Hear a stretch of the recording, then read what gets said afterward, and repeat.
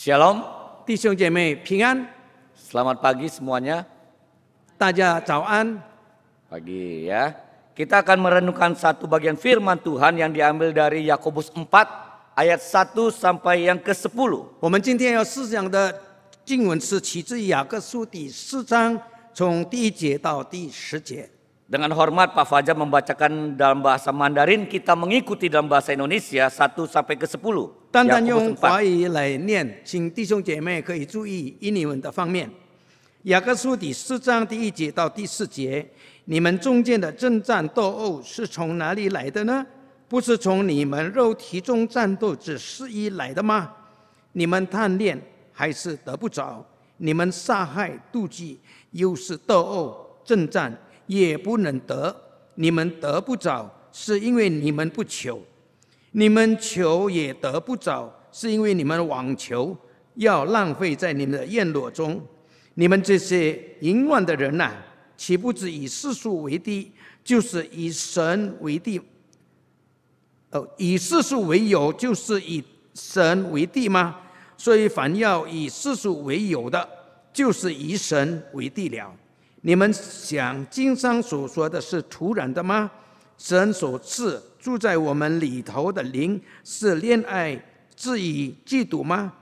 但他是更多的恩典，所以经上说，神阻挡骄傲的人，赐恩给谦卑的人。故此你们要顺服神，勿要抵挡魔鬼，魔鬼就必逃离你们逃跑了。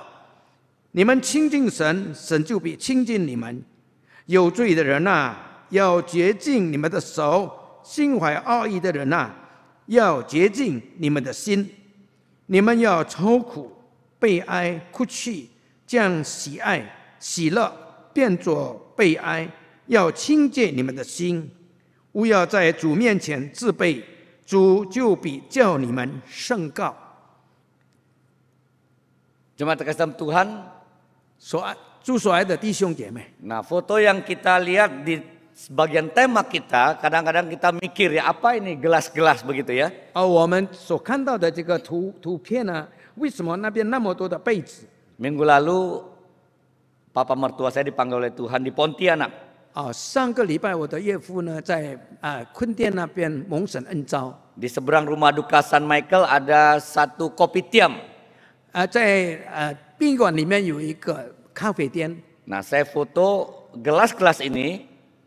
我就把他们的这个被子 Kira-kira kita bisa lihat pengertian yang mau saya kasih tahu adalah melihat piano dan alat musik yang lengkap di depan ini. 弟兄姐妹，当我们看到我们前面的这个钢琴，还有一些的音乐的器材的时候，我们想到什么呢？ Gereja pernah ada ketegangan. 其实教会呢曾经有很征战的事情。 Bagaimana generasi tua menerima generasi muda dengan musiknya yang berbeda. 那就是比较年长的，怎么样能够接待，就是新的年轻的人他们所用的音乐呢？ Nah, gelas-gelas kopi ini mewakili generasi juga. 这个被子呢，也代表就是一代的人。 Ya, tadi balik lagi ke slide-nya. 我们重会再看刚才的那个图片。 Nah, itu ada gelas yang putih. 有白色的被子。 Itu sering dipakai sekarang di hotel-hotel atau di tempat yang orang ngopi begitu ya. 这是经常在旅馆里面或者在咖啡店里面所使用的那个被子。 Ada gelas yang bening yang agak hitam atau yang bening itu. 有就是比较透明的，也是有稍微黑的那个被子。 Atau ada yang di atas ini? Enggak ada ya. Itu ada yang kira-kira ada kayak belimbing begitu ya, kecil.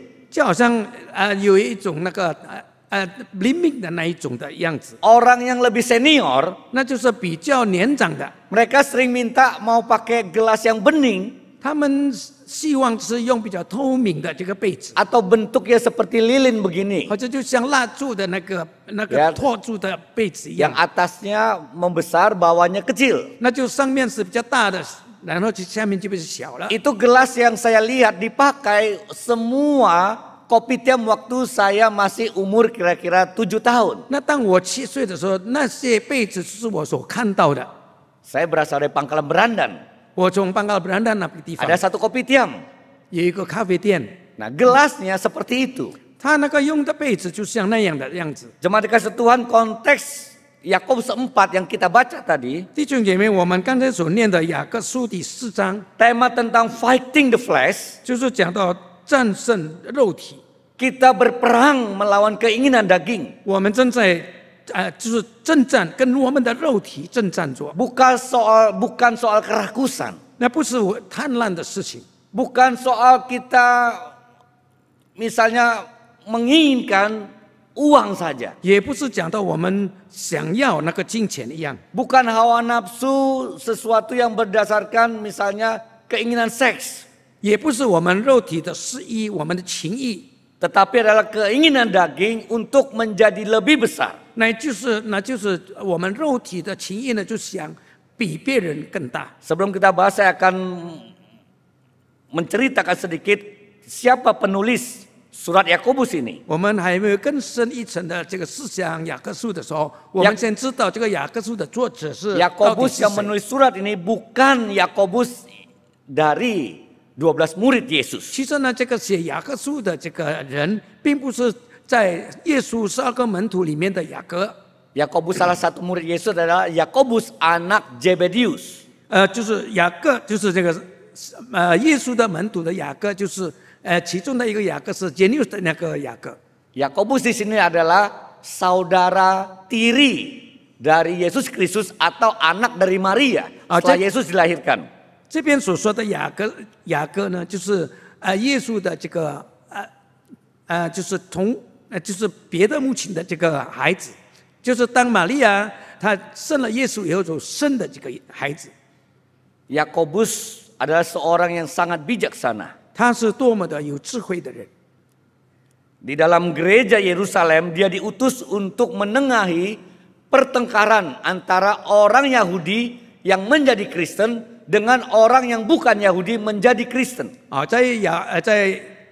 就是在那个耶路撒冷，他曾经被差派作为一个就是从以色列人他们相信耶稣的，跟非以色列人相信耶稣之间的矛盾。 Di tengah pertentangan itu, Yakobus bisa menyatukan gereja yang terancam perpecahan. 就是像这样的征战之中呢，教会差不多要分裂了，但是雅各他能够胜任他。 Dia punya julukan juga selain Yakobus bijaksana adalah Yakobus si kecil. 他不单单是一个智慧的雅各，并且是个体比较小的雅各。 Karena memang tubuhnya paling kecil di antara saudaranya. 因为在他们兄弟之间呢，他是体格子是最小的。 Dia juga dijuluki Yakobus yang adil.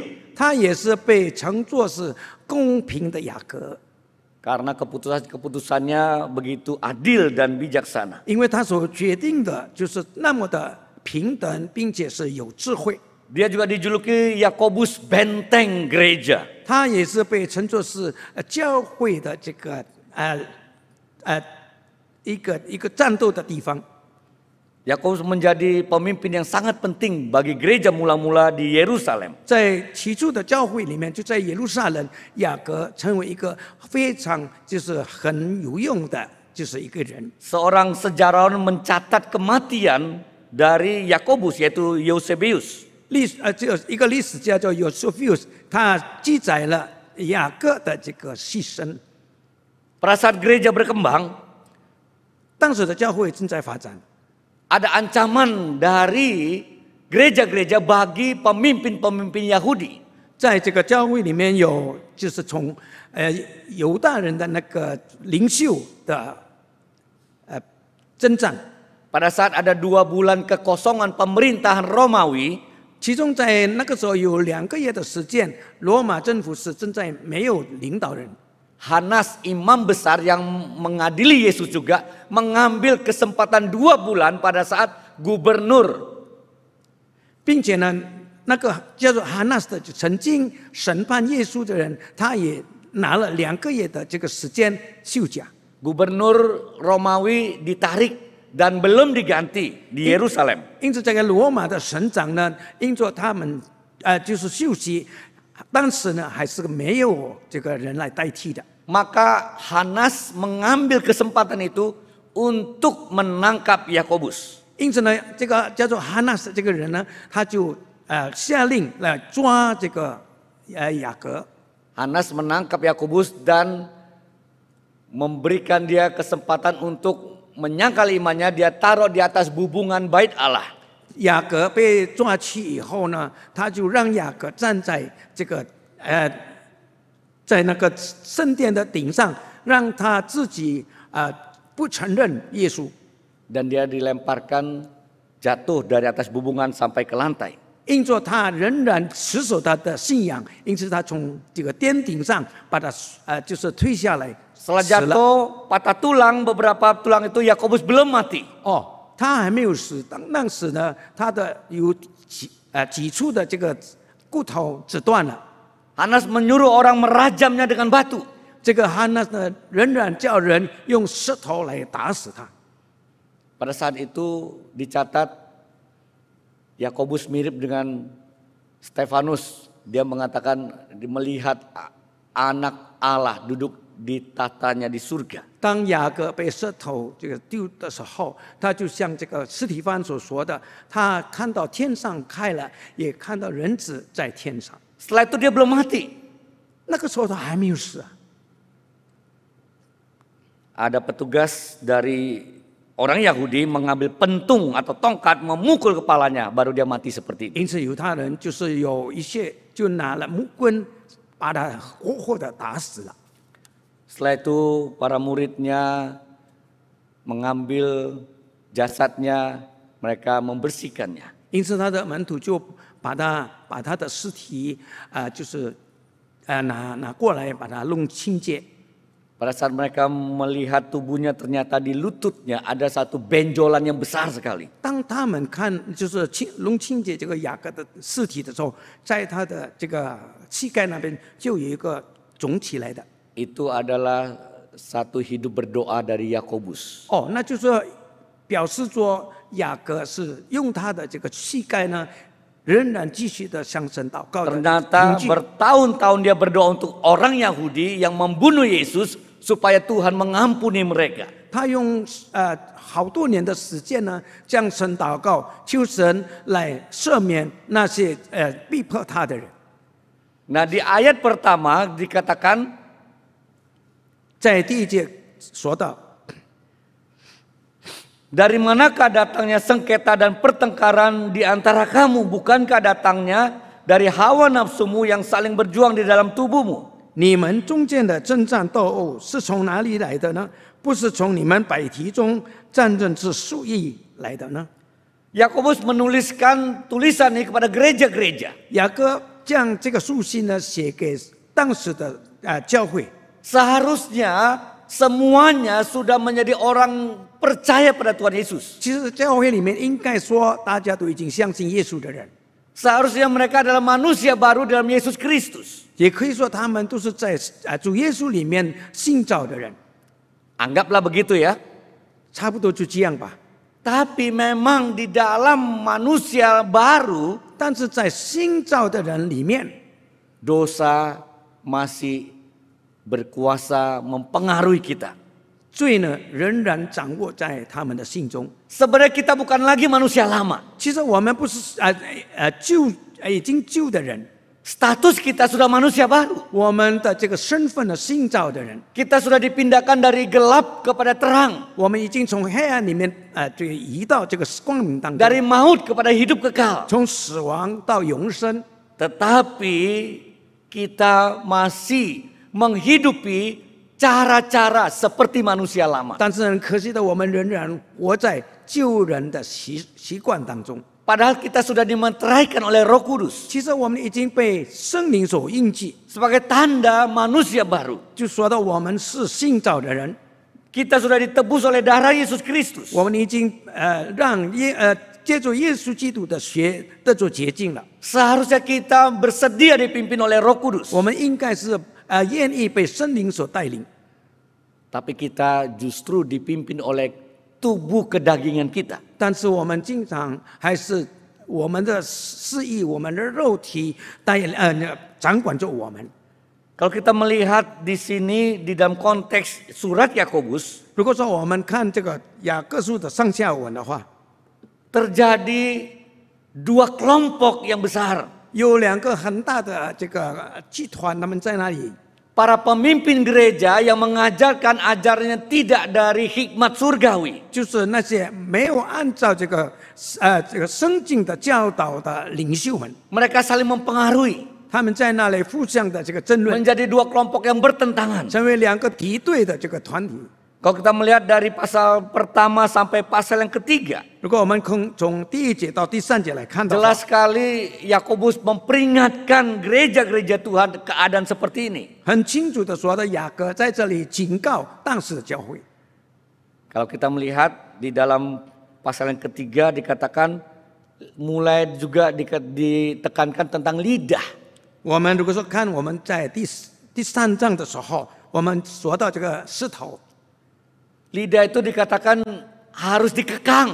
石头必须要勒住我们的石头， Seperti kuda dikekang, dikendalikan. 就像我们把这个马就是拴住一样。 Lidah ini harusnya juga dikendalikan seperti kapal besar dikendalikan oleh kemudi yang kecil. 我们的这个石头应该是像一个船航行的时候有舵手来引领。 Dikatakan semua binatang liar bisa dijinakkan oleh manusia. 也说到所有的这个动物都可以，人可以制服它们， Tapi lidah ini sulit. 但是要制服石头是非常困难的。 Pada saat tidak dikendalikan dia seperti api yang bisa membakar. 它如果说没有好好的控制它，就像就可以燃烧这个就是引起很大的火。 Nah, kita melihat dikatakan dari mana datang sengketa dan pertengkaran di antara kamu. 这边就说到你们中间的斗是从哪里来的呢？ Terjemahan bahasa aslinya yang lebih tepat adalah battle and war. 它的这个真正的翻译就是征战。 Jadi istilah perang dipakai dalam kondisi gereja pada saat itu. 在这里就是利用这个征战来描述当时的教会。 Justru dilakukan oleh para pemimpin gereja. 而这样的征战是由那些教会的领导所引起的， Mulai dari motivasi dari hati, 从他们的这个心中的动机， lidah ada perkataan, 他们石头所说的， perbuatan yang salah, 他们所行的错误， para pemimpin gereja terlibat di dalam sengketa atau peperangan yang disebut. 这一切呢，当时教会的领袖参与这样的争斗。 Dengan retorika Yakobus mengatakan, bukankah itu datang dari tubuhmu, dari hawa nafsumu? 就这样说的，这些岂不是从你的肉体、你的私意中所发出的吗？ Dikatakan tubuh kita ini ada tempat peperangannya. 说到我们的这个身体，我们的圣子是征战的这个地方， Di mana menjadi pusat permasalahan kita. 也成为我们有问题的地方。 Di dalam kekristenan tubuh ini tidak boleh kita musuhi. 其实，在基督教的这个教义里面，我们不可以敌对我们的圣子。 Maksud Yakobus adalah itu adalah berdasarkan keinginan dari diri kita, si aku ini. 雅各在这里所说的是我们肉体里面所发出来的情意、私意所引起的。 Kalau di Roma pasal yang ke-7 kita harus hati-hati mengatakan keinginan daging berbeda dengan keinginan roh. 罗马书第7章那边就讲到我们这个肉体的私意跟圣灵的这个感动是不一样的， Yaitu diri kita, kedagingan kita yang bertentangan dengan kehendak Tuhan. 那就是我们本身我们的肉体，我们的私意是以上帝的话所敌对的。 Bicara perang, 我们说到战争， ya seorang bernama Alexander the Great, Alexander Agung, 一个叫做Alexander the Great 的人说， mengatakan peperangan itu terjadi generasi ke generasi. 说这个战争呢是一代一代这样发生的。 Waktu orang perang juga perang dengan ketakutan. 当战争发生的时候，大家都感到非常的惧怕， Mereka mengalahkan dan menguasai orang lain. 他们想方设法让这个他所敌对的把他征服下来， Yang dikuasai menderita. 被征服的就感到非常的痛苦。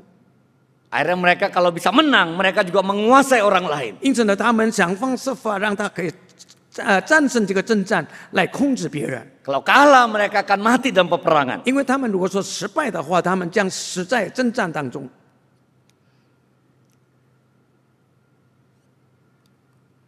Nggak bisa jalan ya. Ya. Nah, di dalam abad 21 dikatakan nggak bisa diterima peperangan itu. 在21世纪的时候，就说到这个，大家都不能够认可征战。 Tapi faktanya sampai hari ini apa yang kita lihat? 但是事实我们所看到的是什么呢？ Generasi demi generasi terus terjadi peperangan. 人一代一代的在那里发生着征战。 Amerika mengatakan tidak boleh berhenti. Kalau berhenti perang berarti selesailah Ukraina. 美国说不可以停止征战，如果说征战停止的话，乌克兰的事情就解决了。 Kira-kira begitu. 差不多就这样。 Tapi Rusia mengatakan tidak ada boleh ikut campur. Saya harus misi saya selesai. 但是俄罗斯这样说呢，他说不可以，你们不可以插手，因为我的我还没有我的目的还没有得到。 Putin mengatakan Ukraina dan Rusia adalah satu. 这个布丁呢，他是说，俄罗斯跟乌克兰本来是一个的。 Manusia dibayangi oleh peperangan.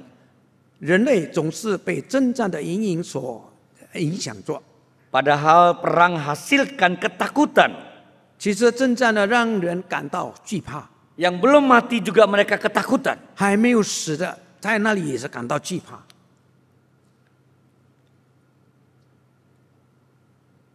Pernah pada tahun 1859, 1859, 1859年的时候， pada tanggal 15 Juni, 就是7月5号， ada seorang bernama Lyman Cutler, 有一个叫莱曼盖特勒的人， seorang petani Amerika. 是美国的农民， Dia pindah ke satu pulau bernama San Juan.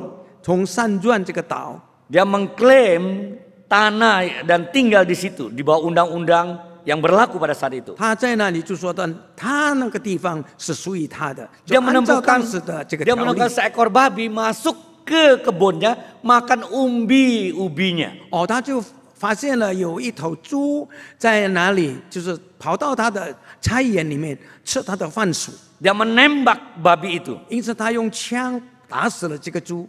Ternyata babi itu dimiliki oleh seorang yang di bawah otoritas negara Inggris.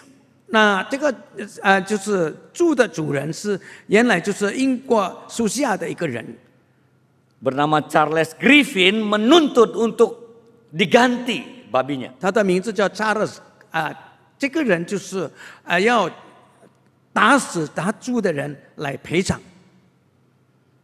Carter mengatakan saya tidak mau ganti. 那这个人他说我不愿意去赔偿给你， Babimu yang makan umbi saya. 因为你的猪吃了我的番薯。 Charles mengatakan harusnya kau yang bisa menjauhkan umbimu dari babi saya. 哦，这个查勒斯呢，就是说到，其实呢，应该你要把你的那个番薯呢，远远的离开我的猪。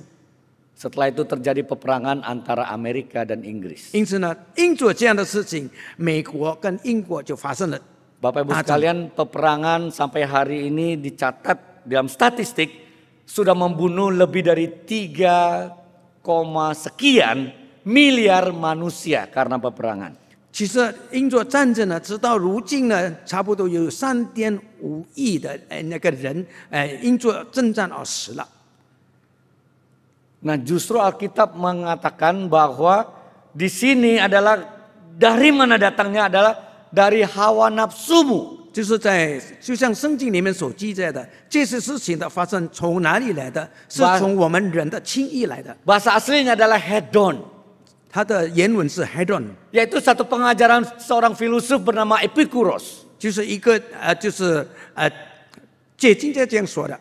Dia mengatakan jangan percaya ada Tuhan atau dewa lain. 哦，这个人哲学家他不愿意，就说你不要去相信所谓的神， Jangan percaya ada hidup setelah kematian. 你也不要相信就是死了以后有永生， Jangan terima penderitaan. 你不要去接受那些苦难， Kejarlah kenikmatan dan kebahagiaan. 你要追求今生的这个欢乐。 Nah, cara hidup seperti ini adalah memuaskan diri sendiri. 像这样的生活的方式是让我们本身感到满足。 Salah satu praktek mereka adalah mereka makan sepuas-puasnya. 因此他们所做的就是他们每一天就是拼命的在那里吃。 Udah kenyang mereka muntahkan, mereka makan lagi, muntahkan lagi. 他吃了以后吃了太多了，吐出来，吐出来以后又再吃，就这样的继续的生活。 Puaskanlah dirimu. 让你的这个人生呢得到满足。 Kata ini dipakai oleh Yakobus mengatakan datangnya peperangan itu adalah karena hawa nafsumu di dalam dirimu. 因此雅各在这里说的有征战是因着从我们的私意里面所发生的。 Bahkan dikatakan di situ kamu sampai membunuh. 甚至在那里说到你杀害别人。 Kalau kita membacakan di situ ayat yang kedua pasal 4, kamu mengingini sesuatu tapi kamu tidak memperolehnya lalu kamu membunuh, kamu iri hati. 就像这个第二节所说的，你们贪恋还是得不着，你们杀害嫉妒，又是斗殴征战，也不能得着。 Kalau kita ingat apa yang Yesus katakan, 如果我们记得耶稣所说的话， kamu membenci saudaramu, kamu membunuh. 如果说你恨恶你的弟兄，你就等于杀弟兄。 Tapi dalam catatan sejarah, 但是在历史的这个记载里面， di dalam sejarah gereja ada terjadi pembunuhan demi untuk mendapatkan kuasa. 在教会的历史里面，就是有发生杀害人的，为着要得着他的这个地位。 Kalau membenci saja sudah membunuh itu sudah sadis kan, membenci sampai gambarannya membunuh saudara. 如果说我们讨厌一个人或者不喜欢一个人，是看起来比较轻，但是呢，他却像杀害我们的弟兄一样。 Apalagi penafsir Alkitab mengatakan membunuh di sini adalah sesuatu yang mungkin saja terjadi. 接经家在这里也说到，这样的事情也很可能会发生的。 Dan di situ dikatakan Yakobus mengatakan kepada mereka, hai kamu orang-orang yang tidak setia. 雅各在这里说的，你不忠心的人呐、 Yaitu pasal yang keempat ayat keempat. 就是在第4章第4节， Siapa mereka dikatakan tidak setia? 那些不忠心的人是谁呢？ Dan bahasa asli adalah mereka adalah pezina, adulterous. 那在原文里面就只要说到这些人就是淫乱的人， Yaitu orang yang tidak setia kepada pengajaran Tuhan, menganut kepada apa yang mereka mau, melawan akan pengajaran dan hati Tuhan. 那就是那些不按照神的这个话去行的，按照他自己所要的去行的人。 Mereka mau mengambil pelayanan tapi dengan cara dengan satu motivasi yang tidak sesuai dengan kehendak Tuhan. 他们在教会里面，他们希望能够得做这个机会来服侍，但是却用不正确的方式来得到。 Mereka tidak setia pada Tuhan. 他们不忠于神， Mereka setia pada keinginan diri 他 sendiri. 单单忠于他自己的私意， Itu yang terjadi. 这就是发生的事情。 Mereka inginkan pelayanan yang baik, 他们愿意在教会里面有一个好的服侍， kedudukan yang mulia, 一个就是荣耀的地位， tapi tidak berdoa. 但是他却不祷告， Mereka ingin mendapatkannya. 他们想得着。 Mereka berdoa tapi tidak sesuai dengan kehendak Tuhan, mereka rebut. 虽然他们祷告，但是他们却妄求，他们妄想得着他们所需要的， Ini yang terjadi. 这是所发生的事。 Bapak Ibu sekalian, apakah kita berdoa pasti kita dapat? 亲爱的弟兄姐妹，是否我们每一次祷告的时候，我们可以得着吗？ Belum tentu. 不一定的。 Apalagi tidak berdoa. 如果说不祷告的话，就更糟糕了。 Dan ada yang tidak berdoa, mereka bisa dapat sesuatu. 但是有一些人他不祷告，但是他可以得着某一个东西。 Jika sesuai dengan keinginan hati mereka, mereka merebut sesuatu yang mereka harusnya tidak ambil. 他们按照他们的私意，他们所要的去强夺别人的，其实这些事情不是他应该去做的。 Kita barusan memilih pemimpin gereja, yaitu majelis gereja. 刚刚我们就是在我们教会里面，就是选这个教会的执事。 Kalau kita melihat konteks Yakobus ini, 如果说我们从雅各书里面所说的， apakah semua pemimpin yang sudah diteguhkan oleh sinode 是否我们每一个已经就是有机会所安立的这些执事们， mereka sungguh-sungguh punya motivasi yang ingin melayani Tuhan dengan Taman- sungguh-sungguh? 他们每一个人是否有一个真正的要服侍神的这个动机吗？ Saya nggak tahu. 我不知道。 Ada mungkin nggak bahwa dari sebagian mereka meraihnya dengan segala cara, mempersiapkan segala cara untuk mendapat posisi itu? Mungkin saja. 是否有这样的可能？他们在他们中间呢，利用他们之间的关系，或者利用不正当的关系呢，来得到这样的这个位置。 Tuhan izinkan mereka untuk menjabat. 其实耶稣神应许可他们可以参与。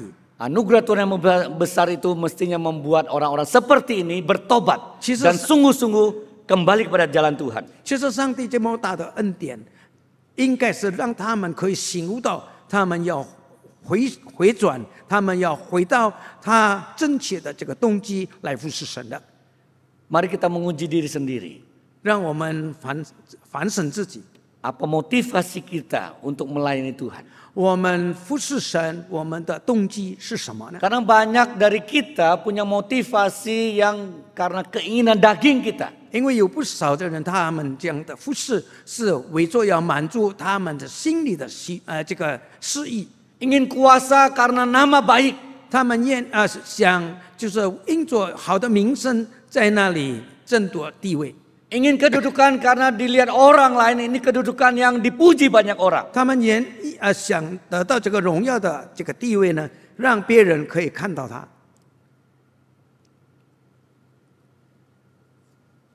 Ministry is about looking for a place to serve, not a place to shine. Jadi satu pelayanan adalah pelayanan yang untuk mencari tempat untuk melayani, bukan tempat untuk tampilkan diri sendiri. 一个服侍呢，就是让我们可以在某一个地方，我们好好的服侍，而不是为了要彰显自己。 Kenapa terjadi peperangan pada saat pemilihan pemimpin?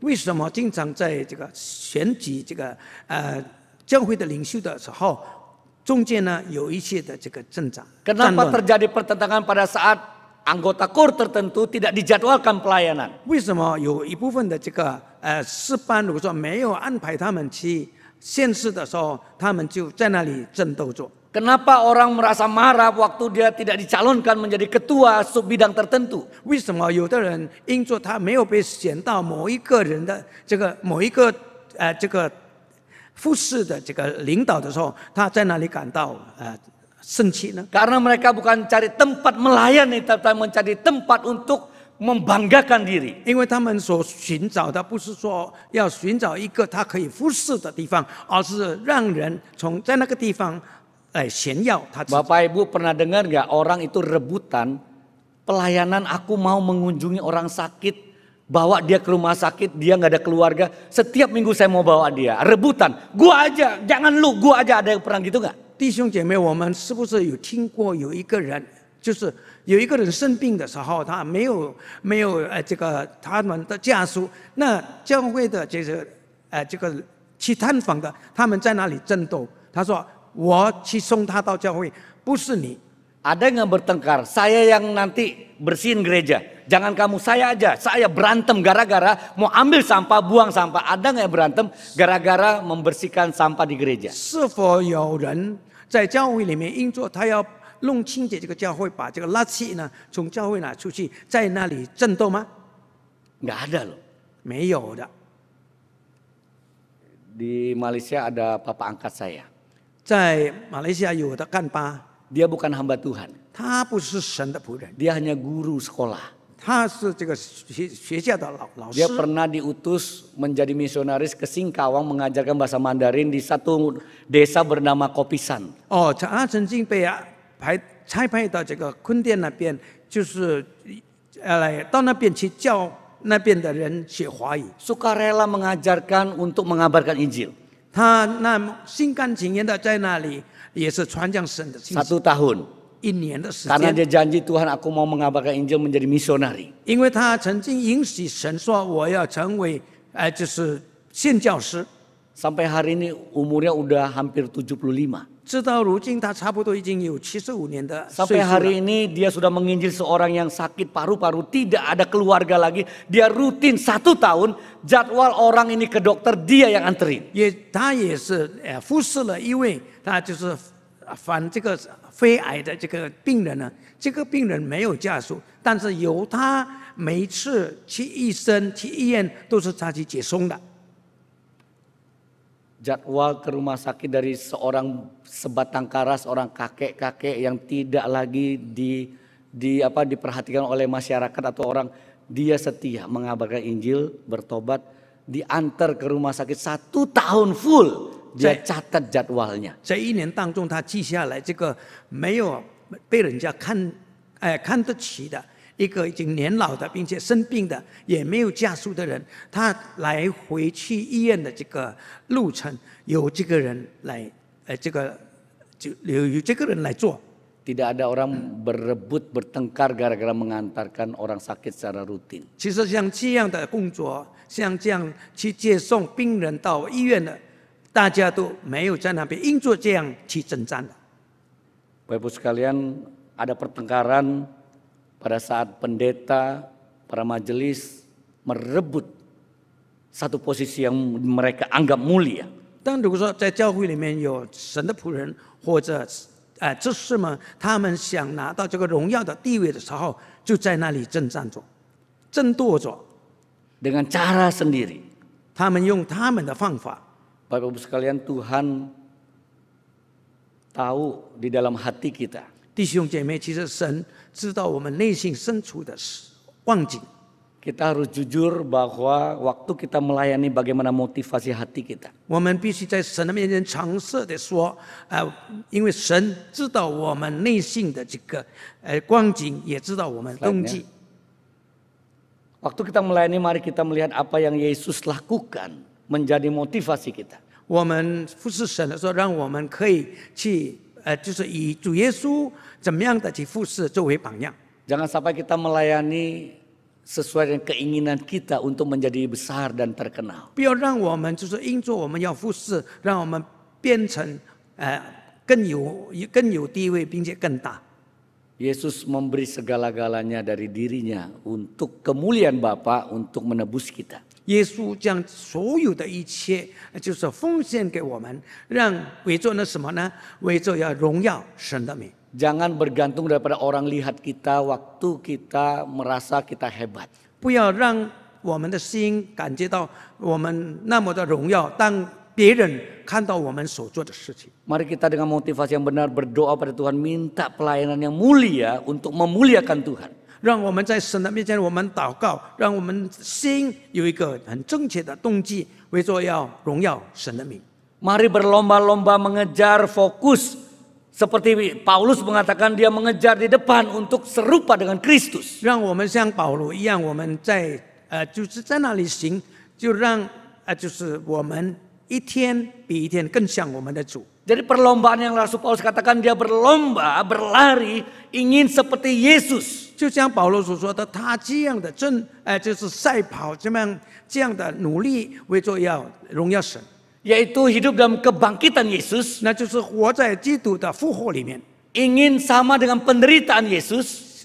多么的想这个在耶稣受难的这个事情上， Dan merasakan juga kematian seperti kematian Yesus. 也经历耶稣的死。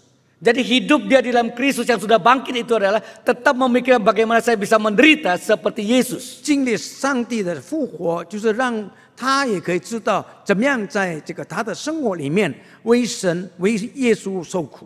Jadi usaha yang dia lakukan bukan untuk mengumpulkan sesuatu yang Tuhan lihat loh aku bisa lakukan yang besar. Bukan, tapi bagaimana aku dipakai Tuhan menderita seperti Yesus pun aku bersedia. 保罗所做的一切的，并不是说让上帝看到他你是那么的了不起，乃是在那里心甘情愿的来服侍我们的神。 Jemaat terkasih dalam Tuhan, 亲爱的弟兄姐妹， sekali lagi mari kita mengoreksi hati kita. 这一次我们反省我们自己， Bukan hanya di gereja, 不单单在教会里面， di masyarakat. 在社会上， Apa yang kita kejar? 我们追求什么呢？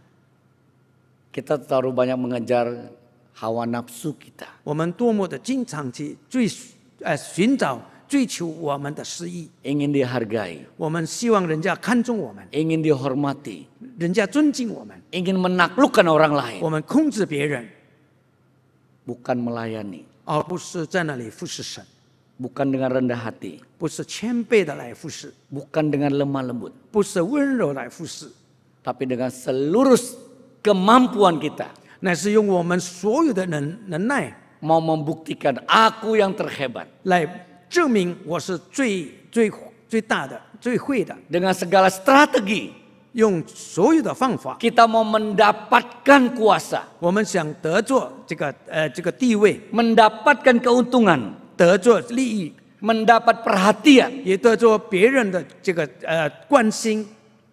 Padahal semua itu tuh sudah kita dapatkan melalui anugerah Tuhan yang besar bagi kita. 其实我们这一切的一切，是从上帝那莫大的恩典里面，我们得着了。